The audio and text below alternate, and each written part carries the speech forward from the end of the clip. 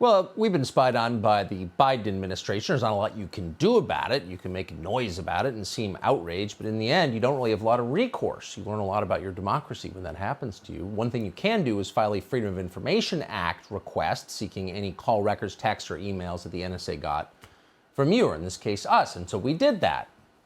We haven't heard back from the NSA, probably won't for a long time. They did promptly respond, however, to some stooge at The Intercept, which is some joke billionaire-funded website. This guy filed a FOIA request about our FOIA request and then wrote on Twitter this: "I've obtained under FOIA the FOIA request Tucker Carlson sent the NSA." So what's interesting is, and it really does kind of crystallize the total degradation of American journalism, The Intercept was founded to push back against the surveillance state. It was founded by Glenn Greenwald. And now, of course, they're busy covering it up and cheering it on. You wonder, instead of FOIAing our FOIA requests, what are you going to find there? Nothing. Why not figure out what the NSA is doing, the largest intel agency in the world? That might occupy your time. That might be a virtuous thing to do. Doesn't occur because, of course, they support it and its successes. Jonathan Turley is a law professor at George Washington University. He knows a lot about this subject. He joins us tonight. Professor, thanks so much for coming on. Now, I realize the FOIA request from The Intercept is a lot easier because there's nothing classified that they need to respond to, so doesn't really explain why they filed it in the first place. If you're The Intercept and you've got some creepy billionaire paying the bills, like, why not get to the bottom of what the NSA is doing? Has that occurred to anyone?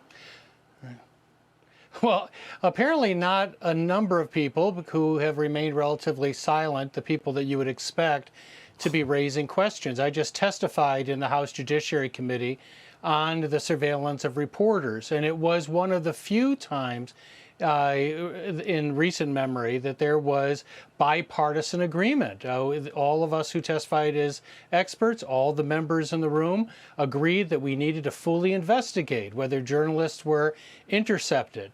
That has not been the response to this story. Now, there's a couple of ways that your emails might have been intercepted that would be lawful. You could have been corresponding with someone who is subject to an NSA surveillance. Right. Or that person may have forwarded your email to someone who was intercepted, but it doesn't explain the more troubling questions of how that information was circulated and also how your name was not masked.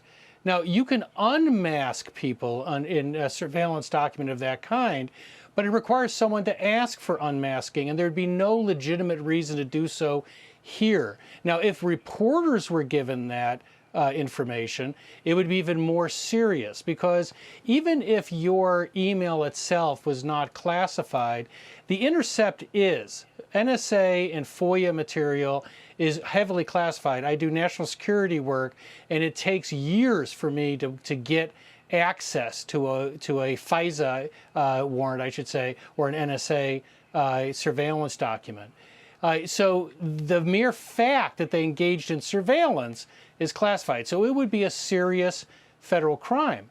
So the question is why they're... Well, I mean, because look, they intimidate people. The number of texts I got today from people, wow, everyone's afraid of the NSA and the CIA, just to be totally clear. Lots of people in the last administration were really afraid of them. That's true, I know firsthand. A lot of people now are really afraid of them. Do you want to live in a country where people are afraid of your intel agencies? Like, what is that? Why are we accepting this?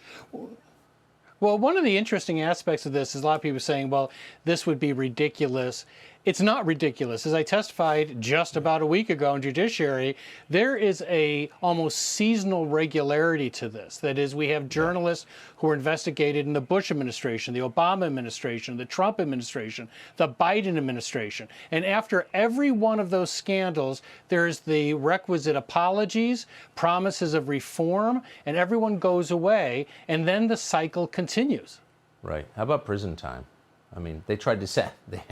Speaking of run-amok intel agencies, they tried to send Roger Stone away for the rest of his life for inconsistent testimony. But none of these people, they thrive. They get MSNBC contracts. This is not sustainable. Someone needs to fix this for real. Jonathan Turley, I appreciate your efforts on this. I still don't even know what your politics are, but you've been right on this for many, many years. Thank you. Thanks, Tucker. Hey, Sean Hannity here. Hey, click here to subscribe to Fox News YouTube page and catch our hottest interviews and most compelling analysis. You will not get it anywhere else.